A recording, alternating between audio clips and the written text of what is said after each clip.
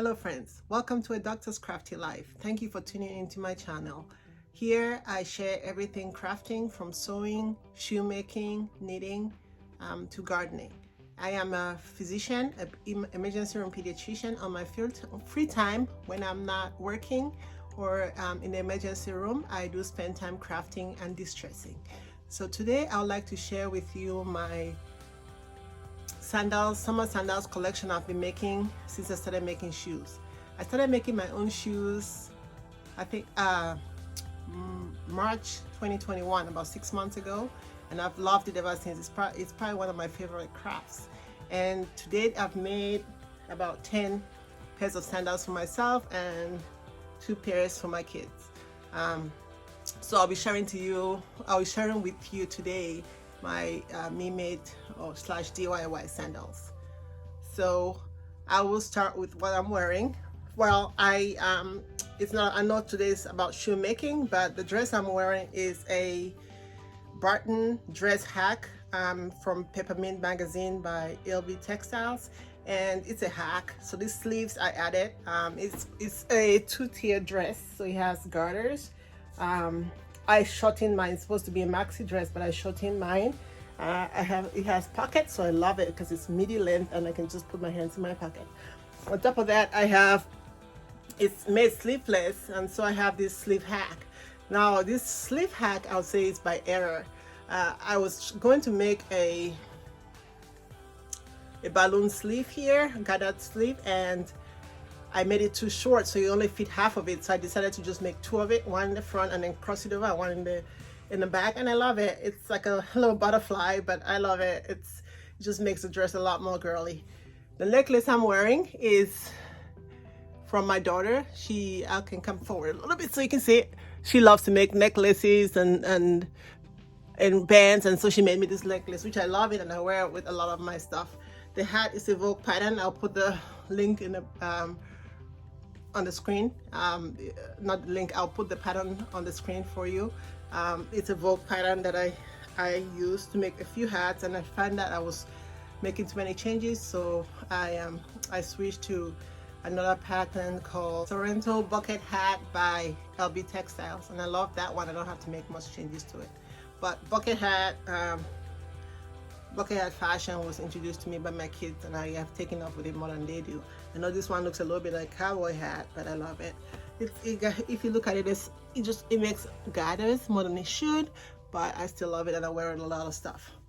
Now to shoemaking. The first sandals I would like to show you is the one I made to match this dress I'm wearing, and it's a Gladiator tall tap sandals, and there we go.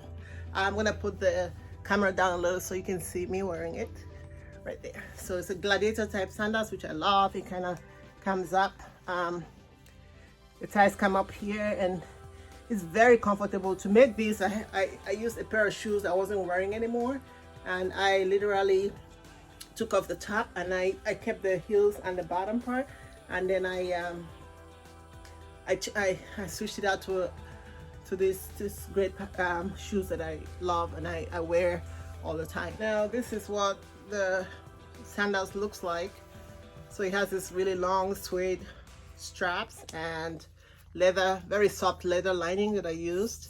So these shoes are very comfortable.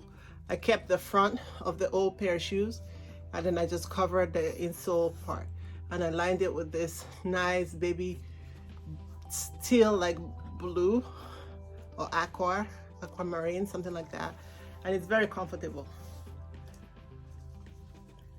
The next pair I'll show you is this yellow one, and this is the first one I made.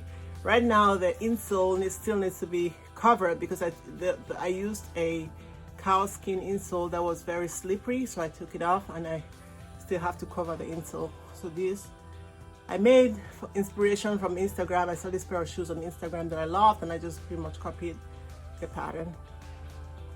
So it's really soft leather on the top. I got this faux leather rose flowers on Amazon. I just stuck it in the front to give it more style, and the heels are pretty much vegetable tan leather. The soles I left, this is the soles from last assembly. I left them open just to match because it kind of give it a little light. I like how the sole and the heels are about the same color, so I left that because the yellow, it was hard to really find anything else other than yellow that I would like to put on this. So that's this pair. Next pair is these sandals, which are made out of suede. I love suede. I love really nice, good suede. So I made this pair of sandals out of suede. I'll insert a picture of me wearing all the shoes that I show you. I made this pattern out of suede. It's very comfortable shoes. I wear it whenever I need something comfortable to wear around. I love the buckles. I got these buckles from, I think it's Avenco company. They sell a lot of shoe supplies. They're out of California. That's where I got those from. So these are suede sandals. Then the next pair I absolutely love are these. I made these out of just regular fabric. These sandals, I use suede for the insole and the heels, and then I made them out of, this was a poly cotton that I purchased from Fabric Warehouse Direct, and I did not really like it because it was very polyester, very slippery. So I decided to use it to make a pair of shoes, as it had a high content of polyester, I think 80%. And these shoes, and I used a really soft lining leather to line the inside, and these shoes are very comfortable. I actually do want to make another. It has like, it's you know, it's a strap and it just ties. I'll insert a picture of me wearing it. It just has these ties on it that are very, very comfortable, and they're actually more comfortable than buckles. So this one just goes to tell you can make shoes out of any fabric. I do like making shoes out of regular fabric, but it can be very tricky, so you have to be careful. You don't want to get glue all over this. You use double-sided tape to hold it together before you sew it, rather than a lot of glue that you use on leather. So, but this turned out really good. Yeah, I've worn it a few times. The bottom I usually use vegetable tan leather, and it's comfortable. It's very comfy, and I love the square toe. The square toe is pretty cool. Yeah. All right, the next one I'll show you.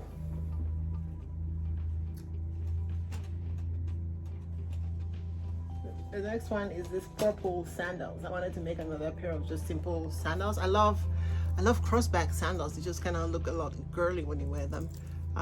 This one has the nice medium heels that I like. It's out of suede. I love making my shoes out of suede, but when it's raining, forget it. I can't wear them because I don't want any water to get on it to damage it. So I can only wear it when it's dry. So these ones are pretty cool. Very comfortable also. Slightly looser than I like it, and it's slightly forward than I like it. I would like to move it a little backward, but it's okay. I try to make it a little different by attaching this piece right here, which turned out pretty good. I got the little buckle piece from my local Hobby Lobby. So I wear, I try to keep my shoes plain colors and one color, because I tend to sew very flowery colors, and you don't want to have a pair of flowery shoes and flowery dress, and it kind of looks odd. So I like to keep my shoes block colors, and then the dress is colorful. This one is one of my favorites that I made. It's sort of it's a closed front sandals. Again, with the medium heel. I don't wear high heels, so I tend to use mostly block heels. So this one is pretty comfy. I had to alter a pattern a little bit to get the right size, and this I just kind of created this pattern myself, just out of inspiration for Instagram. I just kind of worked on it, and it turned out pretty well. I like the fact that I have these straps here with fabric that I can just change into whatever fabric I want, or to match a dress I'm wearing, and it's typically, this is I love this pair of shoes. Of course, the bottom vegetable tan, and I started stamping my logo right there, Nearcon. So here's the other one, which I used. I have this dress that I had the ties that I didn't like, so I just split them into two and I use it to tie when I wear this dress, and it just kind of nice and match. So creating outfits is sort of my priority rather than just creating individual items. I like to create looks and outfits.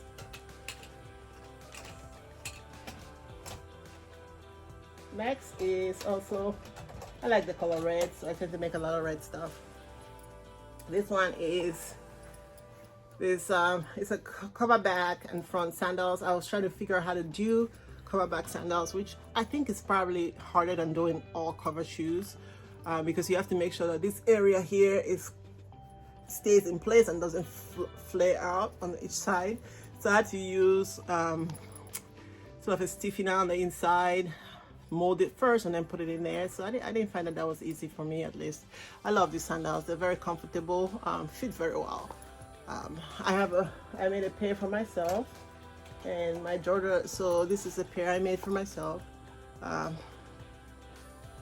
Yep, and then my daughter loved it a lot, so I made a pair for her, which I'll show you. I think hers is better than mine. So hers is, it's in the front, it's a V. She wanted something blue, so I just put an orange just for color. And this is pretty comfortable pair of shoes. The one thing she said was the back sort of bothers her a little bit up here, and I think I made it too high. And if I was making it next time, I'll move it so this piece is a little bit lower. Maybe shorten it by at least this much. I think it was a little bit too high, but she's worn it. She's worn it quite a bit, and yep, there we go. All right, so that's this pair. I did use a pair of plastic heels that I purchased from, I think, Shoe Heels. I think it's called Shoe. I'll put the link in the description box, from a company online that sells a few shoe heels. I got a box of them, and I tend to use mostly the block heels, so I don't use that as much. So my next pair, which is pretty much my favorite pair, I said I wanted white pair, so I wanted to make white pair of heels, and so I made this white pair. But then it was so nice and fancy, then I wouldn't wear it. I thought I had to wear it to go somewhere really nice, so I haven't really worn it because it just looks very fancy and clean, and I don't want to go dirty it out. I just created this scallop edge straps that are attached to this back piece, and a scallop edge here, and I really love how it turned out. It's very comfortable, it's very light, and it's really like a fancy shoe to wear somewhere fancy. So I really don't wear it yet. I'll have to make an outfit that will really go with it so that I can wear it somewhere fancy whenever we can go out. And then the next pair, just more of the scallop edge theme, which I really like. I thought, okay, I had got the scallop edge, let me make a scallop edge on the front here. I wanted a pair of black sandals, so I made those. I made this particularly to match a pattern I was testing, the colors of the dress, so I could wear it with that. I like to make more outfits. The problem with black suede, I love suede, but black is kind of really tenuous because any little stain on it, see that right there, shows like crazy. So it's very comfortable. This one is, it's very comfy, very soft in here. I usually put foam in all my shoes. That makes them quite comfy. I have these big old buckles here. I love big buckles that I love. So it's again one of those mid heels. I haven't really worn this anywhere, but I am pretty sure I will wear it. It's very comfortable. And the last one I have to show today is this one that I did a tutorial for. It's sort of a Dior inspired. I wanted to show how I use fabric to make shoes. So I like designer fabrics, and there's plenty of places that sell them. I know some people prefer to just have designer, but it's designer inspired. As long as I give the prompts to Dior, we're good. So it's not a Dior pattern, it's just the fabric that I use is a Dior fabric, And these sandals are great. I love them. They're very comfortable, and all the sandals I made are pretty light and comfy. And you know, there's no way I'm ever going back to buying shoes. I think I'll make my own shoes from now on. So this is, oh, just one last one. Let me not forget. This is the one I made for my 11-year-old daughter. It's I made a dress. I made this for her to wear on her sister's graduation with a dress that matches it. I'll put a picture for you. And she wore it. It's pretty comfortable, pretty light. One of the satin straps are already gone, but the good part about it is you can replace it with any straps you want, or whether you want to put leather straps on it, you can replace it. So yeah, so that's what I made for her. I plan on making myself something with the same fabrics, something different, but something that we're gonna do a little matchy with. Yep. So that is to date my sandals collection. It's been 6 months, and this is not bad. I think I do tend to make a lot of. It's been summer, so I've made a lot of sandals, mules, mainly, and some clogs. And I know we're going to the fall soon, so it'll be more closed shoes and more boots, which I have made a couple to date, and I just have to, I'm sure this winter I'll be making a whole lot more boots. So I do spend more time sewing than shoe making, but it doesn't take too much to pile up the shoes, and I do not mind having a large shoe collection to match with my dresses that I sew. So thank you for tuning in to A Doctor's Crafty Life. Sometimes I will be sharing some tutorials on how I make my different types of shoes. Some will be fast tutorials and some will be slow tutorials in case people would like to learn how to make their own shoes at home. It does not take a lot. Some people think it's a very expensive craft to venture into. I don't think so. I think like any craft, I think all crafts are equally investing. The best way, the leather is the most expensive part of shoemaking, and the best way is to get your leather by scraps, which that's how I do it. I don't really buy big one piece, big full leather. I do scraps because you don't even need that much to make shoes. You only need a small piece most of the time. So, you know, this is I think this is an up and coming craft, and I think more people should not be afraid to venture into it because it's not as difficult as we think. I know we've always thought of shoes as something that should be made in industries, but that's not true. That's only if you're making a large supply of them. If you're gonna make it for yourself, one, they will fit better. Two, they'll be more comfortable, and you make whatever style, whatever color you like. You do not have to buy a pattern for shoe making. You just design your own on the shoe last, which is actually one of the more fun parts to shoemaking. So thank you for tuning into A Doctor's Crafty Life. This is a channel where I show all things crafty that I'll be doing at home, and I hope you like this video. If you do, give it a thumbs up, and if you want updates on future videos, then subscribe to my channel. I'll be doing videos on my clothing monthly mix, my clothing collection mix, my mule collections, and different collections of the things I make a lot of. So please subscribe to get updated for future content. Thank you for tuning in. Till next time.